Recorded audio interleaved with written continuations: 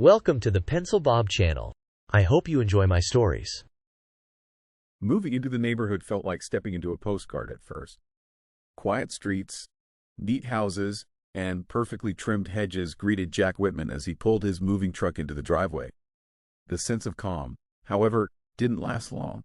On his second day, Graham Harlow, the HOA president, appeared unannounced at the edge of the yard, clipboard in hand.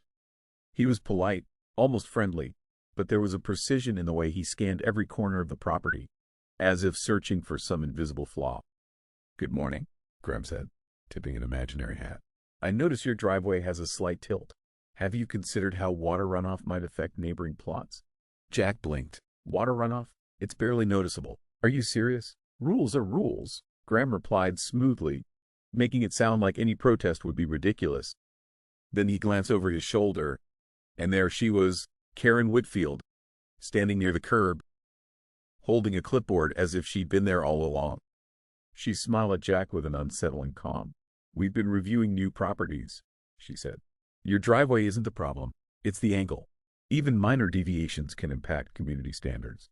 Jack wanted to argue, but there was something in Karen's tone that made it clear this wasn't just about a driveway.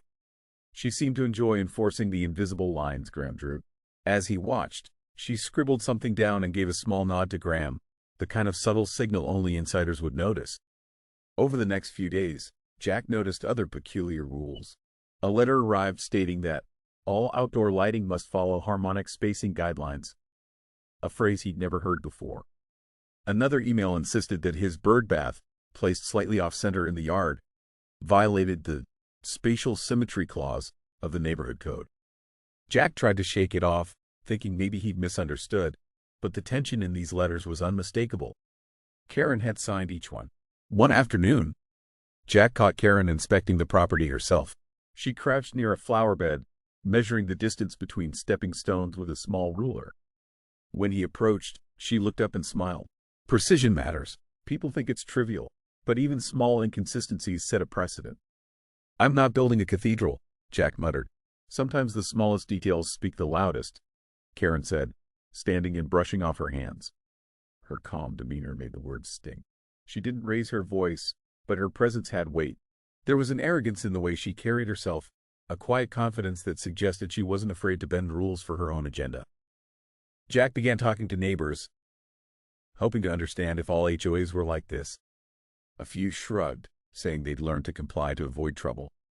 One older man, Owen Caldwell, warned him quietly, "Watch Karen. She's newer on the board, but she's ambitious, always looking for something to gain." Jack filed the warning away, unsure whether it was paranoia or reality. Later that evening, as Jack carried a box to the garage, he noticed a folded note tucked under the doormat. It was printed on HOA letterhead. The words were strange. "All visual elements of your property must adhere to approved harmonic ratios. Deviations may result in penalties." He frowned, reading it twice. Harmonic ratios? Who made these rules?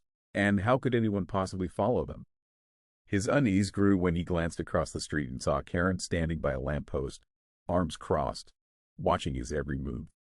She didn't wave or speak, just observed, like a predator testing her surroundings. Jack decided to confront Graham during a late afternoon meeting at the HOA office. Karen was there too, taking notes and occasionally whispering to Graham. Jack slammed the note on the desk. "What is this about harmonic ratios? I haven't even changed anything." Graham leaned back in his chair, steepling his fingers. "Jack, we have standards. Not everyone sees the nuances, but they exist. Your property affects the neighborhood in ways you might not understand." "And Karen?" Jack asked, eyes narrowing. "Why is she writing these rules?" Karen leaned forward, hands clasped. "I'm ensuring consistency," she said, her smile polite but sharp. "We don't want minor inconsistencies turning into bigger problems. Think of it as long-term planning." Jack wanted to argue, but her calm logic made it nearly impossible. Still, there was something off, an energy beneath her politeness, a sense that this long-term planning wasn't about the neighborhood. That night, Jack sat on his porch, staring at the perfectly lit street in the manicured yards. He thought about the note, Karen's constant surveillance, and the subtle, unsettling way the HOA operated. A breeze stirred the trees, And in the shadows across the street, Karen's figure remained, faintly illuminated by the lamppost. He shivered, realizing that the moment he arrived, he had stepped into a silent war he hadn't agreed to. The section closes with Jack noticing a small, unmarked van parked just around the corner, engine off, dark windows catching the streetlight. For a brief moment, he thought he imagined it. Then he remembered Karen's expression earlier, her quiet nods to Graham, the way she seemed to anticipate moves before anyone else. Someone was watching, someone who might know far more than Jack realized. And just like that, the unease transformed into a creeping sense of danger. The HOA wasn't just meddlesome. It was prepared, and Jack was already in their crosshairs. Jack spent the next few days watching the neighborhood with a mix of curiosity and growing unease. Karen Whitfield had become impossible to ignore. She didn't just patrol the yards or inspect small details. She seemed to orchestrate the HOA itself, moving between board members with subtle gestures, whispered comments, and quick notes that no one outside the inner circle would catch. Jack decided it was time to find out exactly what she was up to. The first clue came during a public board meeting. Residents had gathered in the small community hall, murmuring nervously about recent changes. Graham opened the meeting with his usual bland speech about maintaining harmony, but it was Karen who drew Jack's attention. She leaned toward Graham during a discussion about the community field and whispered something so quietly that only he could have heard. A faint smile played on her lips as Graham nodded. The sense of complicity between them was unmistakable. After the meeting, Jack cornered Karen outside, arms crossed, blocking the doorway like she had been expecting him. "I saw you talking to Graham," he said. "What are you planning with the field?" Karen tilted her head, smiling faintly. "Planning is such a loaded word, isn't it? Let's just say I'm helping guide the neighborhood toward its potential." "Potential for what?" Jack pressed. "Some things are easier to understand in action than in words," she replied, almost teasing. Her tone was calm, but Jack felt a shiver run down his spine. There was a precision in her movements and speech that made her seem not just organized, but dangerous. Over the next few days, Jack began noticing odd activities. Late at night, a few board members, including Karen, would meet in the community hall with Graham, leaving the lights on until the early morning hours. He couldn't hear the conversations, but shadows moving across the windows told him something was being plotted. On one occasion, he caught sight of Karen carrying a folder with neatly stacked papers, glancing around like she didn't want to be seen. Jack started speaking with neighbors in quiet, hushed tones. Owen Caldwell mentioned he had heard rumors that Karen and Graham were planning to lease part of the community field to private parties. "RV spots, temporary storage, who knows what else," Owen said. "She stands to gain a lot if this goes through. That woman isn't here for the neighborhood." Fueled by suspicion, Jack began attending every public meeting, taking careful notes, and watching for any sign of impropriety. During one meeting, Karen presented a proposal for enhanced use of open space in a calm, cheerful voice. The document was vague, full of jargon and phrases about long-term community benefits, but Jack had already seen copies of internal emails that revealed a much more personal agenda. She and Graham planned to convert the field into a gated RV area that could be rented out, lining their own pockets while presenting it as a community improvement. Jack decided to get closer to evidence. One evening, he followed Karen after a late-night board meeting. She moved quickly, avoiding streetlights, heading toward a small office near the edge of the field. Jack crouched behind a bush, peering through the window. Inside, Karen was going over documents with Graham, the folder Jack had glimpsed before now open on the desk. Contracts, leases, and handwritten notes detailed every aspect of the RV plan. Karen spoke softly but firmly. "We'll keep this quiet until the final vote. Once the community sees it, it will be too late for objections." Jack's stomach tightened. He had what he needed, but suddenly, movement caught his eye. A black SUV rolled slowly down the street, engine off, windows tinted. The headlights reflected briefly in his eyes. Someone was watching him. The hair on the back of his neck stood up. He ducked down behind the bush, holding his breath as the vehicle paused and then continued down the street. Karen hadn't noticed, at least, not yet, but Jack realized the stakes had just escalated. The following day, Jack confronted a board member he thought he could trust, Ivy Winslow. She shifted uncomfortably when he mentioned Karen and Graham's secret meetings. "You're treading dangerous ground," Ivy whispered. "They're not just bending rules, they're rewriting them to their advantage." You have no idea how far they'll go to protect themselves. Meanwhile, Karen's presence became almost suffocating. She would appear at community events, casually checking decorations, observing conversations, always watching, always calculating. During a neighborhood cleanup, she walked past Jack, smiling at the other residents, then leaned close enough for him to hear her low voice. "You're more curious than most." That could get you into trouble. Jack didn't know if she meant it as a threat or a warning, but it didn't matter. He had already decided to fight back. He started copying documents, snapping photos, recording what he could at meetings, and planning how to expose Karen and Graham without getting caught. Every time he thought he had a moment of safety, he saw her watching. She seemed to anticipate his moves, adjusting her behavior to stay one step ahead. The section closes with Jack returning home late one night, documents stuffed into his backpack. From the window of his living room, he saw the field fenced off with temporary barriers and a single light illuminating the gate. Karen stood at the edge, arms crossed, watching. She didn't move when he entered the house, didn't disappear when he turned on the lights. It was as if she was daring him to act. Jack sank into a chair, heart racing, realizing that uncovering her plan was going to be far more dangerous than he'd imagined. And somewhere deep down, he knew the next confrontation was already coming. And this time, Karen wouldn't wait for an invitation. The next week was a whirlwind. Jack realized Karen wasn't just meticulous, she was aggressive. Small infractions that had previously been ignored suddenly became urgent violations. One morning, he found a letter taped to his garage. The shadow of his tree was casting a noncompliant shadow pattern on the sidewalk, a violation Karen had invented overnight. He laughed at first, thinking it was a joke, until he noticed the signature. Karen's precise, looping handwriting. This wasn't random. It was calculated intimidation. Jack began talking to more residents. Owen Caldwell, who had initially been cautious, now confided, "She's testing you. She wants to see how far you'll push before she tightens the screws." Daphne Sinclair added, "Last month, she threatened my husband for leaving the garden hose coiled the wrong way. He hasn't used it in front of anyone since." The stories painted a picture of a board member who didn't just enforce rules. She weaponized them. Karen's strategy wasn't limited to letters. Jack noticed her at odd hours, walking the streets, clipboard in hand, checking details that seemed almost invisible. One evening, he caught her examining the reflection angles of streetlights off the windows of his house.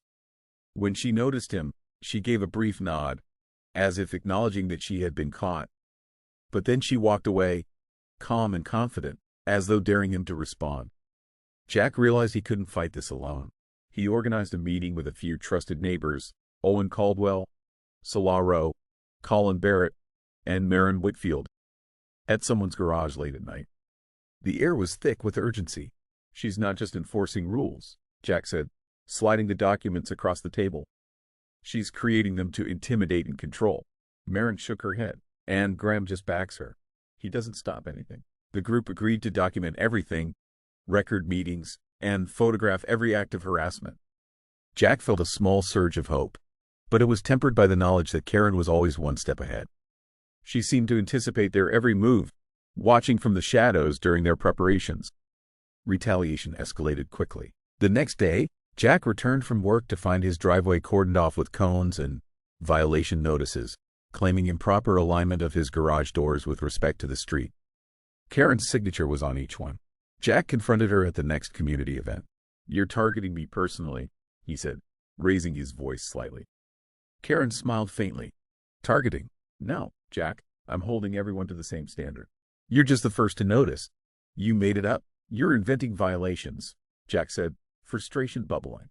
Karen's gaze was sharp, and for a moment, it felt like she could see straight through him. "Rules are what you make them," she said softly. Then she turned and walked away, leaving Jack fuming but helpless. The next night, Jack witnessed something that sent chills down his spine. Driving past the community field, he saw the gates locked and a single light illuminating a large pile of orange traffic cones arranged in precise, geometric patterns across the grass. Karen was pacing along the fence, clipboard in hand, measuring angles. She looked up as he slowed his car, and their eyes met. She didn't smile this time. Her expression was unreadable, almost predatory. Jack's heart pounded. She had turned the field into her stage, a warning to anyone who might challenge her. Jack decided to step up his game. He started attending every HOA meeting, taking detailed notes, and even using a small recorder to capture conversations that hinted at her manipulation. One evening, he overheard Karen whisper to Graham, "If he escalates, we push the fines. Make them unbearable." Fear works faster than logic. Jack's stomach churned. She wasn't bluffing. She was planning to crush any opposition systematically. Meanwhile, Karen began using the other board members to do her bidding. Tessa Langley and Elise Carver started sending letters to residents about minor, obscure violations, each one timed to coincide with Jack's attempts to rally support. It was clear she had created a network to isolate him, to make it appear he was the only one resisting a compliant neighborhood. Jack and the neighbors began pushing back, posting their observations, documenting Karen's tactics, and trying to alert the wider community. But Karen's influence was pervasive. One night, Jack returned home to find a small white notice stuck to his front door. "Do not tamper with HOA procedures. Further noncompliance will be addressed." Signed by Karen, it carried no specific violation, just intimidation. The cliffhanger hit hard that same evening. Jack decided to inspect the field under cover of darkness, hoping to gather evidence of Karen's activities.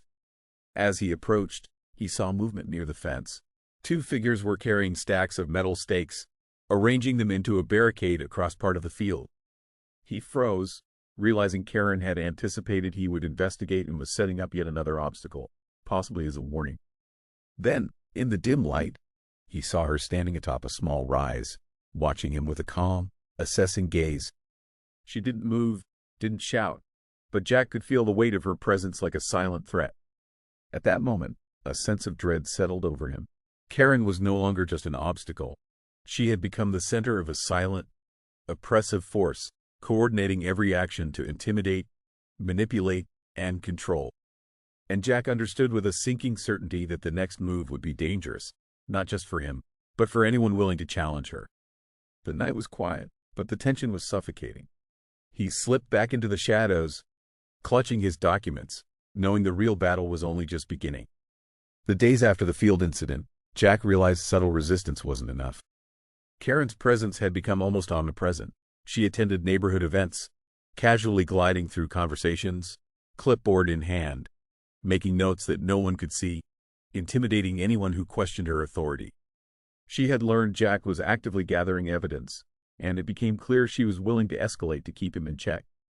Jack gathered a small group of residents, Owen Caldwell, Solaro, Colin Barrett, Marin Whitfield, and a few others, to plan their next moves. They met in garages, living rooms, and at the edge of the community field, whispering strategies. The aim was simple: document Karen and Graham's manipulations and expose them before the RV plan could move forward. Jack felt a sense of unity among the neighbors, but the danger was growing. Karen had eyes everywhere, and one misstep could give her reason to legally crush any opposition. Karen's counterattack came sooner than expected. A notice appeared on several doors, claiming that residents had unanimously approved a field improvement plan in a meeting that had never actually occurred. Copies of falsified minutes were included, each stamped with Karen's neat signature. When Jack confronted her during a board meeting, she smiled, calm and composed, as though daring him to dispute the claim. "You're misrepresenting facts," Jack said, slamming the falsified documents onto the table. "This meeting never happened, and no one approved any plan." Karen leaned back, arms crossed. "Jack, facts are flexible. Perspective matters. You only see what you want to see." Her words were soft but heavy, the kind that left the room uneasy. Some neighbors shuffled nervously, unsure whom to believe. Jack and his allies intensified their efforts. They began photographing the field, documenting every fence, stake, and orange cone Karen and Graham placed. They recorded meetings, taking care to hide cameras in corners, and copied emails suggesting that Karen had private financial interests tied to the RV plan. It was meticulous, painstaking work, but they knew it was the only way to protect the neighborhood. The tension ratcheted up when Karen began using fear as a weapon. During one evening inspection, she blocked off a small trail leading to the field, announcing to passing neighbors that anyone attempting to enter would be fined for unauthorized trespassing in restricted communal areas. Her tone was light, almost casual, but the message was clear: She could make life difficult with the stroke of a pen. Jack confronted her again during another board meeting, this time with allies in the room. "You're manipulating documents, intimidating residents, and pursuing personal gain. The RV plan isn't for the community. It's for you." Karen's eyes flicked to Graham before returning to Jack. "Careful, Jack. This neighborhood isn't as small as you think. Every move has consequences." But the group had finally gathered concrete proof. Contracts showing her private profit, falsified minutes, emails outlining her scheme. They had everything they needed to bring the truth to light. Jack knew the confrontation would be explosive. Late one night, Jack and Salah decided to stake out the field. They crouched behind the hedges, cameras ready, when Karen appeared, walking deliberately along the perimeter. She carried a small briefcase, glancing around as if making sure she was unobserved. They watched as she met Graham near a small shed, exchanging whispered instructions. Karen's calm authority made it clear she was in full control. Her presence alone commanded compliance. Suddenly, a bright flashlight swept across the field. Jack ducked, heart racing. Karen's eyes narrowed, scanning the shadows, but she didn't spot them. It was clear she was always on alert, expecting threats, anticipating resistance. The pair retreated silently, knowing they had to act fast before she realized their evidence gathering could unravel her entire plan. The following day, Karen escalated again. Notices appeared claiming that the field was under temporary environmental quarantine for unspecified reasons, a rule she had invented overnight. Residents who tried to approach were threatened with fines or legal action. It was an audacious move, meant to isolate Jack and his allies from the community. Jack decided to confront neighbors more openly, organizing a small meeting in his garage to go over the evidence. "She's using every trick in the book. Intimidation, false documents, threats," Jack said. "We need to act together, or she'll continue unchecked." Colin Barrett added, "And Graham isn't stopping her. He's just a shadow supporting everything she does." The group agreed to prepare for the next public board meeting, planning to confront Karen directly with all their evidence. But the danger wasn't just legal, it was physical. Jack knew Karen was willing to manipulate situations subtly, to set traps that could look like accidents or mistakes, and he couldn't underestimate her. That night, Jack walked past the community field on his way home, glancing at the shadowed gates. A figure emerged from the darkness, briefcase in hand. It was Karen. She paused, noticing him, but didn't speak. She simply stood, watching, her posture rigid, calculating, as if measuring every inch of his reaction. A chill ran through Jack. She wasn't just a problem. She was a force, and he realized that exposing her would require careful planning and nerves of steel. The section closes with Jack noticing a small black van parked near the field's edge, headlights off. Karen didn't move toward it, but he saw her glance in its direction and nod slightly. Someone else was involved now. Someone watching, protecting her moves, making the stakes higher than ever. Jack felt the weight of the fight ahead. The next confrontation wouldn't just be about evidence or documents. It would be about who controlled the neighborhood, and Karen had clearly made it her mission to win. The final showdown began at the next community board meeting. Jack arrived early, carrying a stack of documents, recordings, and photos, while neighbors filed in behind him. Karen Whitfield and Graham Harlow were already seated at the head table, exuding confidence as if nothing could touch them. Jack felt a knot in his stomach, but the evidence was undeniable. Every step, every threat, every falsified document was accounted for. Graham started the meeting with his usual bland greeting. "Welcome, everyone. Let's maintain decorum and discuss community matters." Jack didn't respond. He set the first folder on the table and looked directly at Karen. "These are contracts, emails, and meeting minutes you falsified," he said. "Every action you took to manipulate this neighborhood for your own gain is documented here." Karen's smile faltered slightly, but she quickly recovered, tilting her head. "Jack, you're misunderstanding," she said smoothly. "These documents don't prove anything."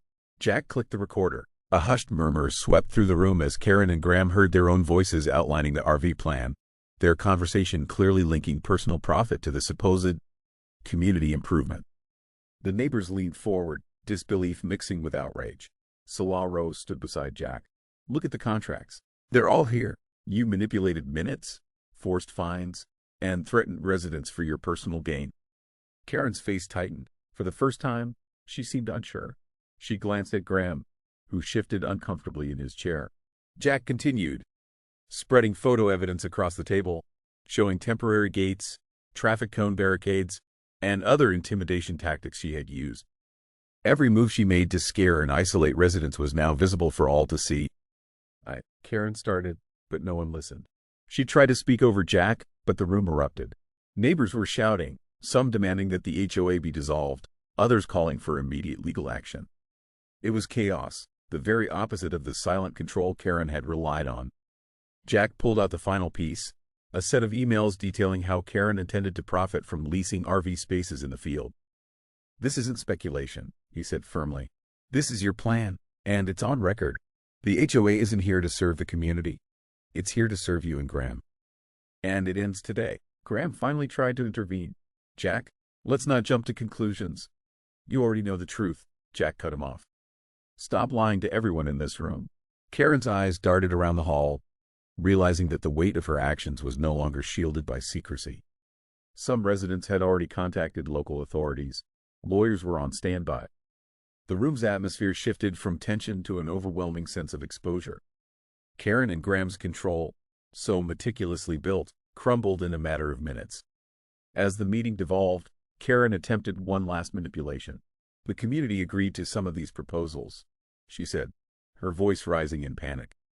"You're twisting the facts." Jack stepped closer, holding up the recorder. "Facts are facts. You can't argue with evidence, and everyone here sees it." Neighbors began reading the documents, looking at emails and photos. The unanimous realization hit hard. Karen and Graham had abused their positions, creating fear and false rules, and profiting personally from the field. No more whispers, no more subtle intimidation. Everything was out in the open. Finally, the board was stripped of its authority.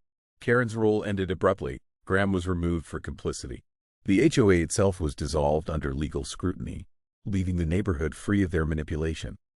The field was reopened, barriers removed, and plans for the RV scheme were permanently canceled. Residents breathed a tentative sigh of relief. Those scars remained from the months of intimidation and surveillance. Jack stood outside afterward, watching Karen leave in a small sedan, her posture rigid, expression tight with frustration and disbelief. She had lost the battle, but there was no hint of humility or remorse, only the faintest trace of irritation. The woman who had dominated the neighborhood, who had created fear and tension with every action, was gone from power, but she still carried that same controlled, calculating air. Owen Caldwell approached Jack, clapping him lightly on the shoulder. "You did it," he said. "You finally exposed her. She can't touch anyone here anymore." Jack nodded, exhaustion weighing on him. The neighborhood was free, yes, but the months of manipulation had left a mark. Conversations were cautious, and trust had to be rebuilt. Residents would never forget the fear Karen instilled, or the way she had twisted rules and created invisible lines that everyone feared crossing. Marin Whitfield added quietly, "She's gone, but remember, it could happen again if we're not careful." Power attracts the same type. Jack looked at the field, sunlight glinting off freshly cleared grass. The stakes were gone, the RV scheme blocked, and the HOA dissolved. Karen and Graham had been defeated publicly and decisively. Yet a tension lingered in the air, not because of what had been done, but because everyone knew how easily someone like her could rise again. Jack took a deep breath, feeling a mixture of relief and wariness. The community had won, but the ordeal left no celebration. There was only the sense of victory tempered by memory, the knowledge of what could have been lost and how close the neighborhood had come to being manipulated entirely. The battle was over, the HOA destroyed, and Karen stripped of influence, but the memory of her reign of control would linger, a stark warning of what unchecked authority could do. And with that, Jack walked home, leaving the field open, the gates removed, and the neighborhood finally free, but forever aware that vigilance was the price of peace.